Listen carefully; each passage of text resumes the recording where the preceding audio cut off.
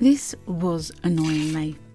This plastic container that I was using just didn't keep things where I wanted them to be, so I decided to modify it. This is a bonus video because I thought I'd show you how I did it. I drew round the inside lip of one of the compartments. Now, I did actually realise that if you press the paper onto it, it gave a better definition line underneath anyway, so you don't really need to draw around it at all. You just need to press the paper onto the plastic lip. But you live and learn, don't you? Once I had my line, then I cut it out with a pair of sharp scissors, roughly. I just needed a template, one that fitted the hole on the inside. Once I'd got the right shape for that compartment, once I was happy that it would sit inside the compartment, I got a piece of shadow foam out. This is just a spare piece I had, but it comes in very handy sometimes. I drew around the template on the shadow foam and then I started cutting the shadow foam up. Now I used a very old kitchen knife with a serrated edge.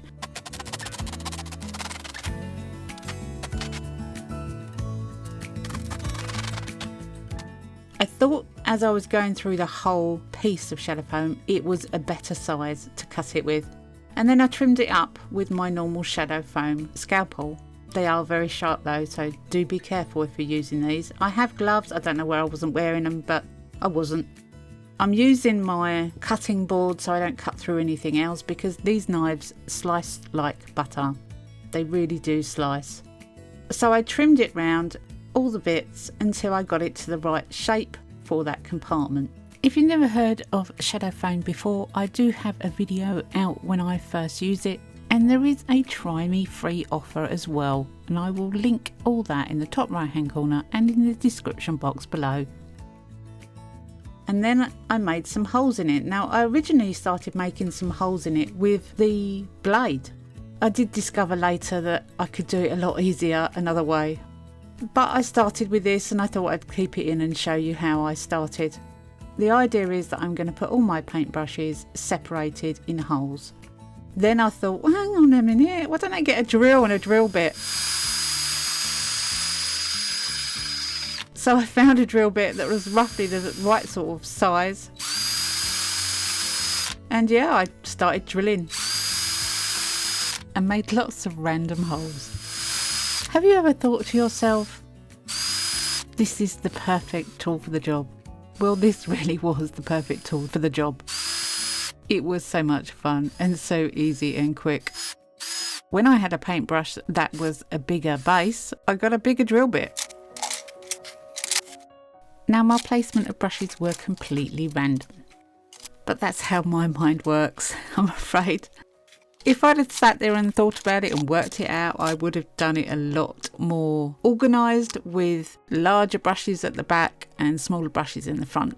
But as I had lots of compartments to use, I just carried on.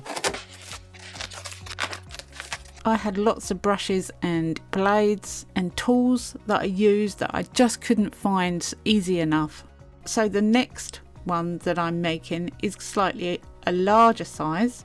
So I'm going to use a larger drill bit and put larger brushes in them.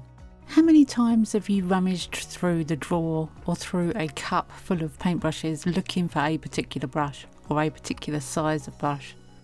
Or looking for that blade that you know you put down somewhere but just can't find it? Oh, I hate that. So these are a little bit more spaced out and more organised. These brushes have a larger handle and need more room between them, so I figured they needed a bigger compartment just for themselves. So 2 down. I love the way it's working. I've just got to do the rest. Now I'm not going to put you through the whole lot. It's basically the same thing over and over, but it was definitely a fun project and really quite quick. I did the whole thing in maybe an hour and a half, 2 hours at the most, and I probably stopped for coffee in the middle. Now, as much as I like my pink shadow foam, putting it in a clear plastic container, you can see that it's not very appealing. Although it's working beautifully and I'm very happy with the pieces that I've cut out, and I will be drilling more holes in the pieces that don't have them, I needed to spruce up the container itself. So I sprayed it with some water, and I thought I'd get some wet dry sanding paper, which was 600 grit, and sand the plastic so that it would take a different colour. I figured I could spray it a different colour. I was going to do it black actually, and to spray shiny plastic it's going to chip off. So if I sanded it, hopefully it would hold the colour better. That's what I was thinking. So I carried on and sanded the whole thing. I gave it a good sand inside and out, and the bottom as well as the inside bottom. It didn't have to be perfect, it just had to be roughed up. Gave it a good clean with baby wipes and water, and when I was happy that it was clean, I took it to the garage and gave it a spray with spray paint.